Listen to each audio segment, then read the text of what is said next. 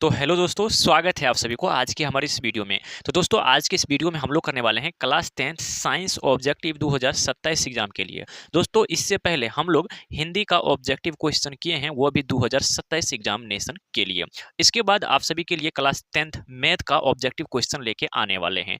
तो एक चीज आप सभी जरूर बताइएगा कॉमेंट बॉक्स में, यानी कि चैप्टर वाइज आने या फिर पूरे क्लास 10th मैथ का ऑब्जेक्टिव क्वेश्चन कराए, ठीक है ना। तो आप सभी कमेंट बॉक्स में कमेंट जरूर करिएगा, आप सबके हिसाब से मैं अगला वीडियो जरूर लेकर आऊंगा।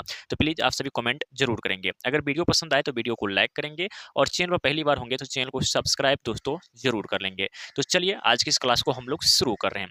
तो पहला प्रश्न है दोस्तों कि इस पौधे में जनन अंग कहाँ पाए जाते हैं। क्या दोस्तों पौधे में जनन अंग कहाँ पाए जाते हैं, आप सभी को ध्यान रखना है। वो पाए जाते हैं पुष्प में। कहाँ पे दोस्तों, तो वो पुष्प में पाए जाते हैं, यानी कि ऑप्शन इसका बी बिल्कुल सही आंसर हो जाएंगे। दोस्तों सारे क्वेश्चन को ध्यान से जरूर देखेंगे और आप सभी याद जरूर कर लेंगे। दूसरा प्रश्न है कि इससे प्रकाश संश्लेषण की क्रिया होती है। क्या दोस्तों प्रकाश संश्लेषण की क्रिया होती है, तो आप सभी को याद रखना है प्रकाश संश्लेषण की क्रिया हरे पेड़ पौधे में होते हैं। कहाँ पे दोस्तों, तो प्रकाश संश्लेषण की क्रिया हरे पेड़ पौधे में होते हैं। ऑप्शन इसका डी बिल्कुल सही आंसर हो जाएंगे।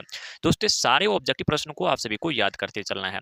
तीन नंबर प्रश्न है दोस्तों कि प्रकाश संश्लेषण की क्रिया में ऑक्सीजन किससे बाहर निकलता है। क्या दोस्तों प्रकाश संश्लेषण की क्रिया में ऑक्सीजन जो है वो किससे बाहर निकलता है दोस्तों, तो वह निकलता है CO2 से, यानी कि ऑप्शन इसका सी बिल्कुल सही आंसर हो जाएंगे। अगले नंबर प्रश्न की ओर बढ़ते हैं दोस्तों। अगला नंबर प्रश्न देखेंगे यहाँ पे चौथा नंबर प्रश्न। चौथा नंबर प्रश्न दोस्तों जठर ग्रंथि कहाँ पाई जाती है। क्या दोस्तों, तो जठर ग्रंथि कहाँ पाई जाती है, तो आप सभी को याद रखना है वो पाए जाते हैं कहाँ पे, तो आमाशय में, यानी कि ऑप्शन इसका बी बिल्कुल सही आंसर हो जाएंगे।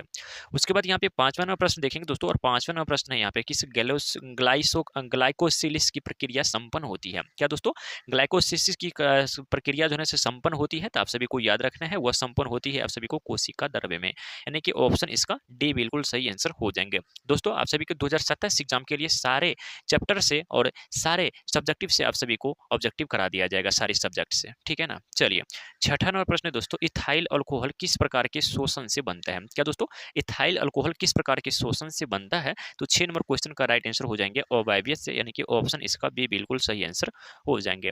अगला प्रश्न देखेंगे दोस्तों, और 7 नंबर प्रश्न क्या करें। 7 नंबर प्रश्न है कि सबसे छोटी अंतःस्रावी ग्रंथि कौन है। क्या दोस्तों सबसे छोटी अंतःस्रावी ग्रंथि कौन है दोस्तों, तो 7 नंबर क्वेश्चन हो जाएंगे यहाँ पे पिट्यूटरी ग्रंथि हो जाएंगे, यानी कि ऑप्शन इसका बी बिल्कुल सही आंसर हो जाएंगे।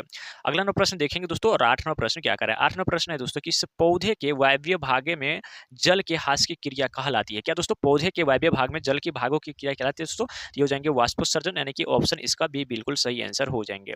अगला प्रश्न देखेंगे दोस्तों 9 नंबर प्रश्न। 9 नंबर प्रश्न है दोस्तों किस घेंघा रोग पनपता है। क्या दोस्तों घेंघा रोग पनपता है, तो घेंघा रोग कहाँ पे हो जाएंगे दोस्तों, तो आप सभी को याद रखना है घेंघा रोग जो है वो आयोडीन की कमी से। क्या दोस्तों आयोडीन की कमी से कारण जो है घेंघा रोग हो जाते हैं, जो कहाँ पे होते हैं, तो वह गला में अक्सर होते हैं, ठीक है ना। चलिए 10वें प्रश्न देखेंगे दोस्तों। 10वां प्रश्न है कि इस रक्त में हल्के पीले रंग के चिपचिपे द्रव को क्या कहते हैं। क्या दोस्तों रक्त मतलब खून, यानी कि खून में हल्के पीले रंग के द्रव चिपचिपे क्या कहते हैं दोस्तों, तो वो कहते हैं लिप, यानी कि ऑप्शन यहाँ से क्या हो जाएंगे, ऑप्शन यहाँ से बी बिल्कुल राइट आंसर हो जाएंगे। अगले प्रश्न देखेंगे दोस्तों यहाँ पे 11वां क्वेश्चन है कि रक्तचाप मापने वाले उपकरण को कहते हैं। क्या रक्तचाप मापने वाले उपकरण को क्या कहते हैं दोस्तों, गांव घर में कहता है बीपी, मतलब बीपी मापने वाले यंत्र को क्या कहते हैं दोस्तों, तो 11 नंबर क्वेश्चन का राइट आंसर याद रखने वो हो जाता है कौन, रिफ्गोनोमेटर, यानी कि ऑप्शन इसका डी बिल्कुल सही आंसर हो जाएंगे। उसके बाद यहाँ पे 12 नंबर प्रश्न देखेंगे दोस्तों। 12 नंबर प्रश्न है कि वाष्पोत्सर्जन की क्रिया पाई जाती है। क्या दोस्तों वाष्पोत्सर्जन क्रिया जो है ना पाई जाती है, तो कहाँ पर पाई जाती है दोस्तों, तो आप सभी को याद रखना है वह पौधे में पाई जाती है, यानी कि ऑप्शन इसका बी बिल्कुल सही आंसर हो जाएंगे। उसके बाद यहाँ पे 13 नंबर प्रश्न देखेंगे दोस्तों, और 13 नंबर प्रश्न है कि निम्नलिखित में किसमें खुला परिसंचरण तंत्र पाया जाता है। क्या दोस्तों किसमें जो है ना खुला परिसंचरण तंत्र पाया जाता है दोस्तों, तो 13 नंबर क्वेश्चन का राइट आंसर याद रखना है वो पाया जाता है आप सभी को तिलचट्टा में, यानी कि ऑप्शन इसका क्या हो जाएंगे ना, सी बिल्कुल राइट आंसर हो जाएंगे। उसके बाद यहाँ पे 14 नंबर प्रश्न देखेंगे। 14वां प्रश्न है दोस्तों कि रक्त क्या है, तो रक्त आप सभी को याद रखना है वो एक प्रकार का तरल उत्तक है। क्या दोस्तों वो एक प्रकार का तरल उत्तक है, यानी कि ऑप्शन इसका क्या हो जाएंगे ना, बी बिल्कुल राइट आंसर हो जाएंगे। उसके बाद 15 नंबर क्वेश्चन है दोस्तों कि मूत्र का पीला रंग किस वर्ण के कारण होता है। क्या दोस्तों मूत्र का पीला रंग किस वर्ण के कारण होते हैं, तो वो होते हैं यूरोक्रोम के कारण, यानी कि ऑप्शन इसका सी बिल्कुल सही आंसर हो जाएंगे। उसके बाद 16 नंबर प्रश्न देखेंगे दोस्तों, और 16 नंबर प्रश्न है कि निम्नलिखित में से कौन एक उभयलिंगी जंतु है। क्या दोस्तों निम्नलिखित में से कौन एक उभयलिंगी जंतु है, तो आप सभी को याद रखना है वो हो जाएंगे केचुआ, यानी कि ऑप्शन इसका डी बिल्कुल राइट आंसर हो जाएंगे।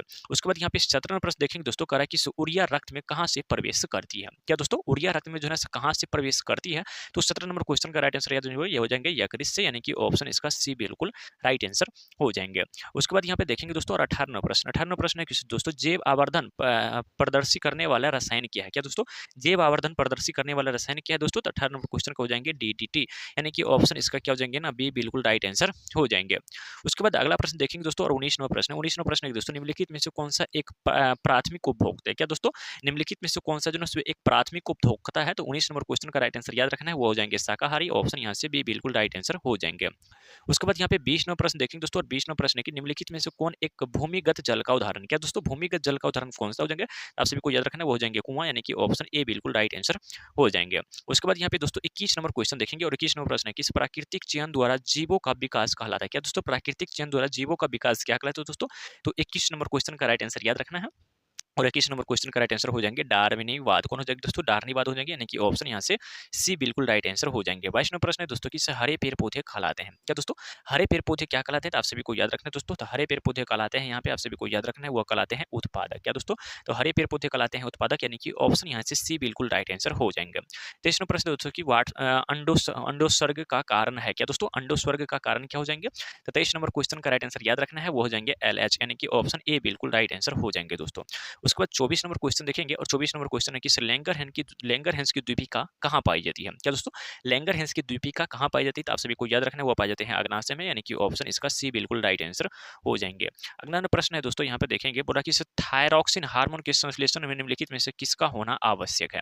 तो दोस्तों आप सभी को याद रखना है, उसमें जो है दोस्तों आयोडीन यानी कि नमक का होना दोस्तों बहुत ही ज्यादा आवश्यक है।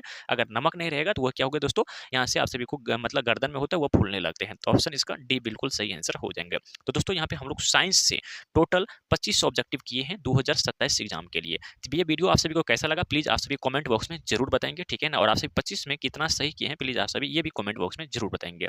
Thank you so much.